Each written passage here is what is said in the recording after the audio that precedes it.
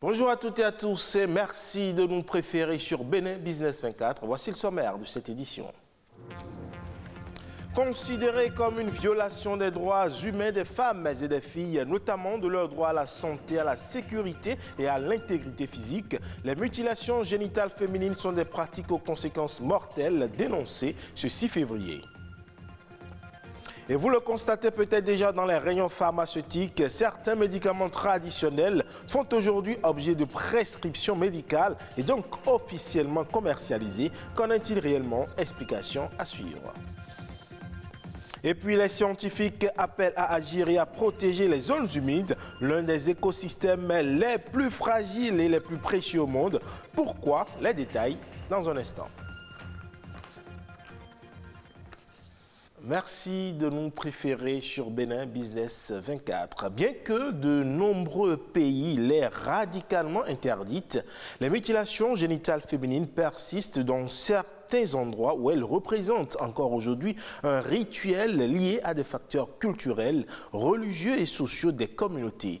Reconnue comme une violation des droits humains des filles et des femmes, cette pratique engendre des complications à court et long terme pour leur santé sexuelle reproductive et même pour leur santé mentale. Les mutilations génitales sont dénoncées ce 6 février et Arnaud Adadia y consacre cet élément. Laissez-moi. Maintenue violemment assise, les jambes écartelées et soumises à des coups de lame et à des coups de vieux couteaux, c'est ainsi que de nombreuses jeunes filles subissent encore au Bénin, comme en Afrique, l'excision. Elle est encore appelée mutilation génitale. C'est une pratique qui consiste en l'ablation totale ou partielle des organes génitaux de la femme. Et on met ça sous le coup de la culture, des traditions. Et cela se pratique, il y en a plusieurs sortes, mais ce qui a vraiment cours au Bénin, c'est l'excision. Cette pratique ancrée dans plusieurs communautés est bien connue des Béninois. Les mutilations génitales, c'est les violences faites aux jeunes filles. Ça ne se fait pas chez moi. Moi, je suis Yoruba, ça ne se fait pas. C'est vrai que c'est peut-être propre à une partie de la population. Il y a certaines cultures qui acceptent cela, mais le monde est révolu. Il faut aujourd'hui dire non à ces genres de trucs. On ne peut pas accepter cela, que ce soit pour notre épouse, pour nos enfants ou nos amis. Ce n'est plus possible. Il y a les droits de l'homme, ce n'est plus possible. Ce n'est pas en faisant ces mutilations-là qu'on pourra peut-être apporter le bonheur à la femme. Et également les auteurs sensibiliser, surtout sensibiliser. L'Organisation mondiale de la santé estime que 100 à 140 millions de filles en sont victimes dans le monde. Traumatisme, hémorragie, infection urinaire et infertilité, les complications peuvent entraîner parfois la mort. Chaque organe a son importance, mais on décide au nom de la culture ou de la religion de supprimer certains organes de la femme. Donc cela constitue déjà une violation des droits humains et qui ne permet pas vraiment à la femme de jouir pleinement de tous ses organes. Et cela a des conséquences incommensurables sur la santé, sur l'état physique de la femme. Et ça va même jusqu'au décès quand ça se passe mal.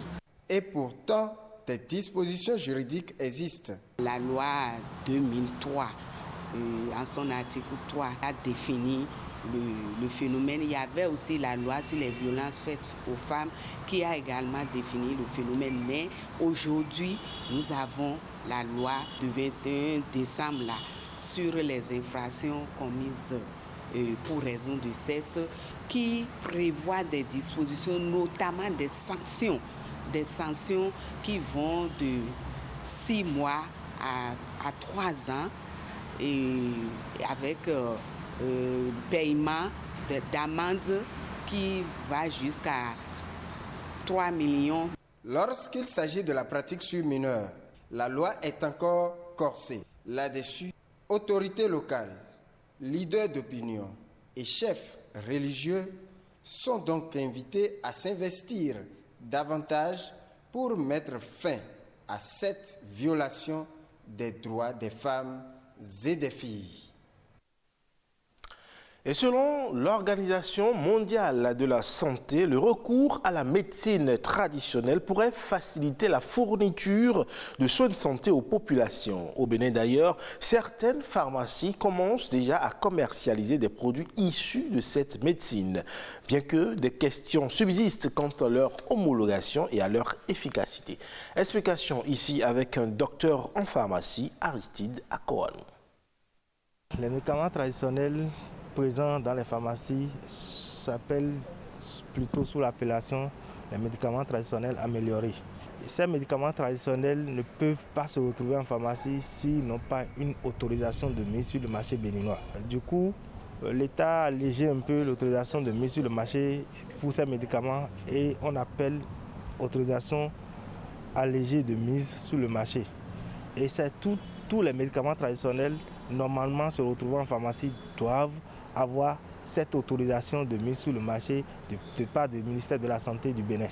Dans certains pays, il existe la médecine moderne dans les CHU et la médecine traditionnelle à côté. Et c'est ce qu'on souhaite aussi.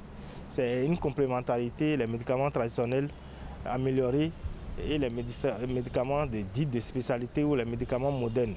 Ce n'est pas des concurrents. Chacun reste dans son rôle et chacun se complète à l'autre. On arrive parfois à retrouver sur des ordonnances les deux types de médicaments, où on met le médicament moderne ou le médicament spécialité, on met après le médicament traditionnel. Ça se retrouve parfois où on a des conseils du pharmacien sur les médicaments traditionnels, ou aussi on a des conseils des praticiens. Les populations n'ont qu'à être rassurés que lorsque vous venez dans une pharmacie et vous trouvez un médicament traditionnel, ces médicaments traditionnels sont sécurisés et la population peut les prendre sans inquiétude, comme les médicaments modernes, dits modernes. Et nous, notre rôle est d'abord un rôle de santé publique. C'est vrai que ces médicaments ont un coût abordable, mais il ne faut pas négliger ce côté sécurité médicaments. C'est ce que nous portons à la population en leur rassurant que lorsqu'ils rentrent dans une pharmacie et trouvent des médicaments traditionnels, les médicaments traditionnels sont rassurants. C'est mieux qu'en pharmacie, qu'aux abords de la voie, qu'en dehors de la pharmacie. Une question à présent. L'homme est-il si différent des animaux? Est-il le seul à aimer, pleurer et rire? C'est une interrogation qui prend tout son sens en ce 6 février, jour dédié aux intelligences animales. Parce que les découvertes récentes des ethnologues, anthropologues et archéologues déconstruisent les idées reçues et mettent en lumière les racines animales de l'homme. Cette journée, à savoir le 6 février, la journée mondiale des intelligences animales, met en lumière les travaux, les recherches, les réflexions de spécialistes sur l'intelligence des animaux, leur comportement, leur talent, leur empathie, voire même leur sagesse. Agir pour les zones humides, c'est agir pour l'humanité et la nature. Les scientifiques l'ont compris et appellent à agir et à protéger ces écosystèmes fragiles et précieux au monde. Toute chose qui passe par des investissements et des efforts accrus afin de répondre aux enjeux posés par la crise climatique et la biodiversité. Les zones humides, des espaces à protéger. Amandine Agnambossou nous en parle dans cet élément.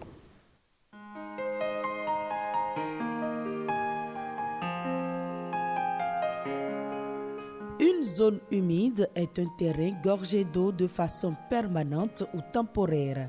Elle peut vêtir plusieurs aspects, mais quelle que soit leur forme, les zones humides assurent des fonctions indispensables à l'homme. Le fait que l'eau soit présente de façon temporaire ou définitive permet aux habitants des zones humides de faire de la production de contre-saison.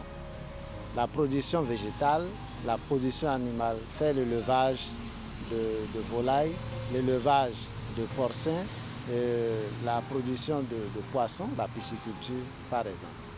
Ces zones-là sont également riches pour faire de l'écotourisme. Il y a un autre avantage, c'est que ces zones humides sont importants pour la conservation de la biodiversité. Les zones humides nous rendent bien plus de services et pourtant, elles sont menacées de disparition.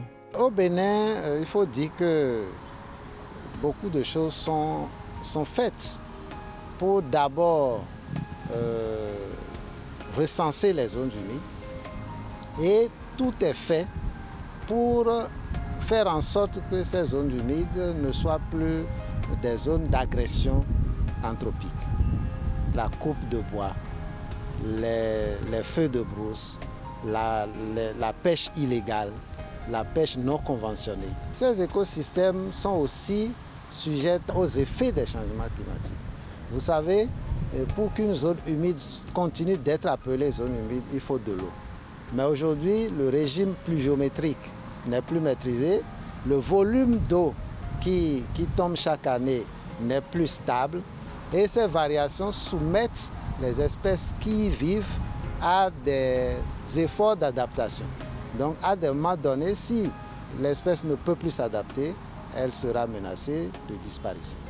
Il est donc temps d'agir pour les zones humides et promouvoir un usage durable de ces milieux fragiles. Que ce soit en devenant des champions de la conservation, en réorientant le financement public et privé, en transformant les pratiques agricoles, en réduisant les pertes d'eau, en contribuant aux efforts de restauration ou en soutenant des nettoyages locaux des zones humides, nous pouvons tous agir. L'avenir, pour être durable et prospère, dépend de nos actes d'aujourd'hui. Protéger les zones humides, c'est aider la planète à se reconstruire. C'est l'une des façons les plus simples et efficaces pour protéger l'environnement, par conséquent, sauver l'avenir. Direction la Côte d'Ivoire où la lutte contre la corruption est la priorité pour cette année 2022. Par exemple, depuis l'année dernière, des policiers présumés corrompus comparaissent devant des tribunaux militaires. Un engagement du gouvernement ivoirien. Les détails dans cet élément. Le cœur de la lutte contre la corruption, c'est ici. Au tribunal militaire d'Abidjan, des policiers ou gendarmes accusés de corruption ou de racket comparaissent presque toutes les semaines. Depuis septembre, les autorités ont décidé d'accélérer la cadence. Le président du tribunal, Ange Kessi, est devenu malgré lui le visage de cette nouvelle bataille que tente de relever le gouvernement. La corruption existe dans d'autres dispositifs pénals depuis bien longtemps, depuis 1960. À un moment, on s'arrête pour voir quel est l'état de la société. Et je pense que le gouvernement a estimé qu'il est temps que nous puissions passer à la vitesse supérieure dans la lutte contre la corruption. En 2019, 59% des Ivoiriens estimaient que le gouvernement répondait mal ou très mal à la corruption dans l'administration publique. Parmi les fonctionnaires considérés comme les plus corrompus, les policiers et gendarmes figuraient en première place. Face au phénomène, le ministre de la Bonne Gouvernance souhaite élargir davantage le spectre. Il ne s'agit pas uniquement, comme certains pensent pouvoir le dire, rien que de petits poissons. Je veux dire, toute la chaîne de la corruption au sein des forces de défense et de sécurité sont visées par la question de la détection de la corruption. De nombreuses arrestations, y compris de personnalités de la haute administration, ont eu lieu ces derniers mois. Une avancée que salue cet humanitaire spécialiste des questions de corruption. Il plaide cependant pour plus de transparence. Le problème, c'est qu'on ne sait pas quelle est la base qui a suscité la poursuite. Est-ce que c'est un rapport qui a été reçu par le ministère ou bien ce sont des saisines qu'il y a eu?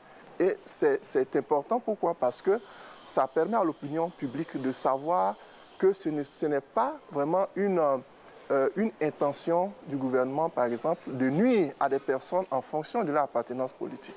Le président de la République, Alassane Ouattara, a promis d'inscrire la lutte contre la corruption au rang des priorités du gouvernement en 2022. Et ce sera tout pour ce 12h45 à retrouver sur le site de l'ORTB, le www.ortb.bj. Portez-vous bien et à très bientôt pour le journal du soir.